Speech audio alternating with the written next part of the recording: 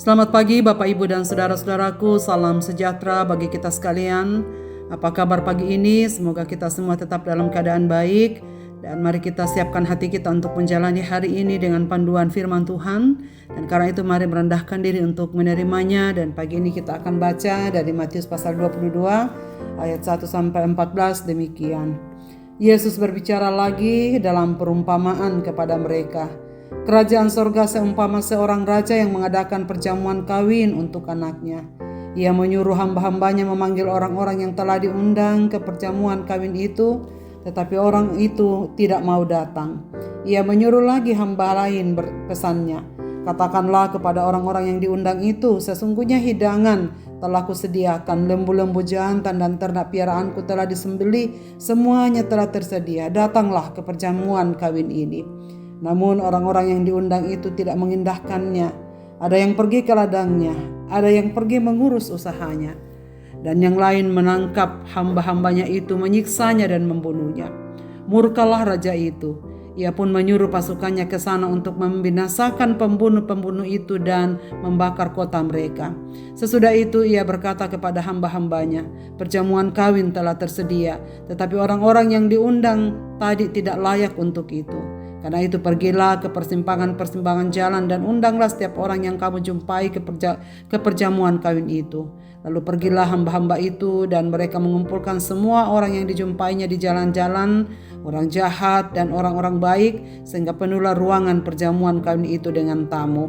Ketika raja itu masuk untuk bertemu dengan tamu-tamu itu, ia melihat seorang yang tidak berpakaian pesta.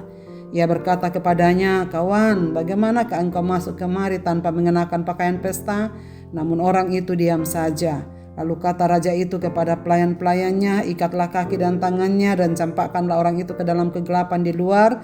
Di sanalah akan terdapat ratapan dan kertak gigi, sebab banyak yang dipanggil tetapi sedikit yang dipilih.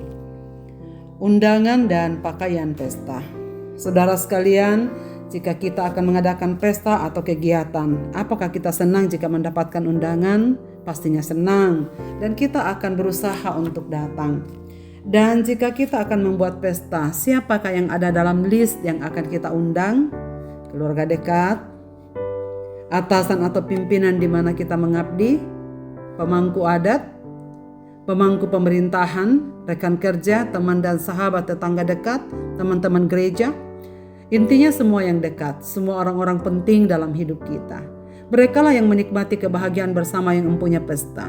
Bersukaria bersama, makan bersama, bertemu dan bercerita bersama hingga semakin akrab. Kira-kira apakah alasan mengundang orang-orang tadi? Tentu yang paling pertama adalah karena kita menghargai mereka. Teks yang kita baca pada pagi ini adalah pengajaran tentang kerajaan sorga yang disampaikan Tuhan Yesus melalui perumpamaan. Ada beberapa bagian yang disampaikan. Bagian pertama berbicara mengenai persiapan raja yang akan menikahkan putranya di ayat yang kedua sampai ayat yang keempat. Saudara sekalian, menarik sekali karena yang ditonjolkan menyiapkan pesta dalam perumpamaan ini bukan istri raja, bukan anak-anak raja atau pembantu, tetapi raja yang menghandlenya sendiri. Dia yang menyiapkannya sendiri. Tentu kita membayangkan kemegahan pesta ini. Pasti bukan pesta kaleng-kaleng atau pesta biasa, karena pesta yang dipersiapkan oleh raja sendiri sudah pasti sangat perfect. Mulai dari dekorasinya, makanannya, minumannya, dan siapa-siapa yang diundang. Dengan sukacita mempersiapkan semuanya. Dekorasi pasti terbaik, kemilo gemerlap dan aksesoris terbaik, makanan, lembu, kambing, domba pilihan, menu, minuman pasti terbaik, undangan pasti para kolega raja yang berkedudukan tinggi, para bangsawan, orang-orang kerajaan, dan sahabat-sahabat raja. Tentu raja sangat berharap mereka pasti datang. Raja yang mengundang. Respon yang terjadi adalah kepada orang-orang yang diundang itu. Orang-orang yang khusus, orang-orang yang dianggap raja. Ternyata di luar dari dugaan raja. Mereka menolak. Mereka tidak mengundahkan. Mereka meremehkan undangan itu. Tamu-tamu itu tidak menghiraukan orang-orang yang datang mengundang. Bagi mereka anak raja yang menikah itu tidak layak untuk diramaikan, tidak layak menerima pemberian, selamatan atau kado. Dengan berbagai alasan secara terbuka menantang, Ada yang ke ladang, ada yang mengurus bisnisnya, ada yang menangkap dan membunuh orang-orang yang datang mengundang dan menjemput mereka. Singkatnya, mereka menolak untuk menghormati raja. Respon raja atas penolakan ini adalah raja sangat murka. Saudara, bukan sekedar marah. Karena itu ia memberikan tempat kepada orang lain. Ia menyuruh utusannya untuk pergi ke persimpangan jalan. Siapa saja yang dijumpai, baik orang jahat maupun orang baik, mereka datang memenuhi ruangan perjamuan. Raja bersuka cita karena ruangannya penuh. Makanan yang disediakan akan termakan karena perjamuan kawin telah tersedia. Namun ada yang menarik perhatian sang raja. Ada seorang yang masuk tidak berpakaian pesta. Rupanya yang lain sempat menggantikan pakaian pesta. Saking senangnya diundang makan makanan gratis, pasti enak, hidangan raja pula. Seorang ini agak lain memang, agak lain. Ini raja yang mengundang. Pestanya di istana, harusnya pakaian yang pantas. Ia tidak mengganti pakaiannya, masuk ke ruang pesta itu. Bahkan ketika ditanyain oleh raja mengapa bisa masuk di dalam pesta tanpa menggunakan pakaian pesta, ia diam saja, tidak menggubris pertanyaan dari seorang raja itu. Ia menyepelekannya. Raja bukan hanya murka, tapi kepada orang ini raja berkata, ikat kakinya, tangannya, sampaikan kegelapan malam. Di sana ada ratap dan kertakan gigi. Saudara-saudaraku, tentu ada banyak kebenaran yang bisa kita ekspos dari tes ini. Tapi saya ingin kita fokus kepada dua hal ini. Yang pertama, penolakan undangan. Teks ini memang disampaikan kepada bangsa Israel bahwa Tuhan sudah mengutus para nabi untuk memberitakan undangan dan pesan pertobatan, tetapi mereka menolak, bahkan membunuh para nabi. Bahkan kelak nanti putra Allah sendiri akan mereka bunuh. Orang-orang Farisi, ahli Taurat, imam-imam, dan pemimpin-pemimpin Israel sesungguhnya mereka telah mendapatkan undangan masuk ke dalam kerajaan sorga, menikmati pesta, tetapi mereka menolak. Mereka sama sekali tak menghormati Tuhan yang mengundang, bahkan cenderung meremehkan. Mereka lebih fokus kepada urusan duniawi, kekayaan dan kesenangan. Kesempatan tidak akan datang dua kali. Saudara-saudaraku, seringkali yang menghalangi kita untuk mengikuti undangan Tuhan adalah karena kita lebih mementingkan urusan diri kita sendiri, lebih mementingkan kekayaan, lebih mementingkan kesenangan. Dan itu sebabnya Tuhan menolak orang ini untuk ada di dalam pesta ini. Saudara sekalian, yang kedua adalah pakaian pesta. Menghadiri pesta perkawinan memang tidak boleh sembarangan. Ada pakaian pesta. Ibu-ibu seragaman, kebaya, pakaian adat. Bapak-bapak bisa batik atau jas, kemeja yang rapi untuk menghormati yang empunya pesta.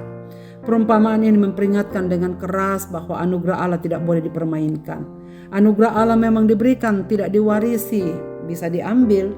Terbukti orang yang aneh tadi sudah ada di dalam ruangan pesta tapi datang dengan main-main, setengah hati meremehkan pesta itu, maka ia kembali dibuang keluar dan tidak menikmati kesenangan, tetapi di luar ia menikmati penderitaan, ratapan, dan kertakan gigi.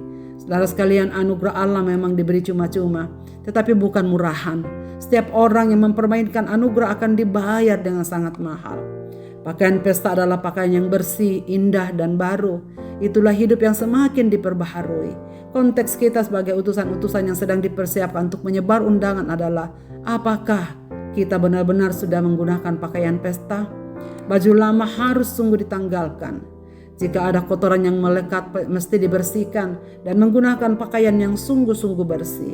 Saudara sekalian, dalam 1 Petrus 2 ayat 9 dikatakan, kamulah bangsa yang terpilih, imamat yang rajani, bangsa yang kudus, milik kepunyaan Allah, yang dipanggil keluar dari kegelapan menuju terangnya untuk memberitakan perbuatan-perbuatan besar darinya. Saudara-saudaraku, mungkinkah kita adalah orang-orang yang di pinggir jalan menerima undangan itu? Kita memang bukanlah orang yang terpandang secara duniawi, tapi undangan datang cuma-cuma untuk menikmati anugerah Allah kepada kita. Maka respons dengan pakaian yang baru, yakni hidup kita yang semakin diperbaharui dari waktu ke waktu. Hormati Tuhan dengan hidup yang menggunakan pakaian pesta yang layak di hadapannya. Puji Tuhan, banyak yang terpanggil, sedikit yang terpilih. Semoga kita adalah orang-orang yang terpilih itu. Marilah kita berdoa.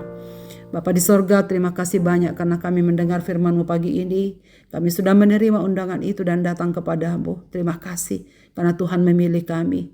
Tuhan memanggil kami. Karena itu biarlah Tuhan menolong kami, menguatkan kami supaya kami sungguh-sungguh mempersiapkan diri. Menggunakan baju pesta yang ada supaya baju pesta itu adalah kesiapan hati kami, hidup kami yang bersih, yang lama kami tanggalkan, yang bersih kami pergunakan, yaitu hidup yang sudah dibaharui oleh Kristus sendiri, sehingga kami semakin bisa berperan menyenangkan hati Tuhan. Bantulah kami Tuhan jikalau masih ada kotoran-kotoran yang melekat pada tubuh kami, supaya kami semakin memperbaharui diri, masuk di dalam pertobatan yang sesungguhnya, agar anugerah Allah itu tetap menjadi milik kami. Kami lakukan, kami hidupi, kami muliakan Engkau di dalam hidup kami.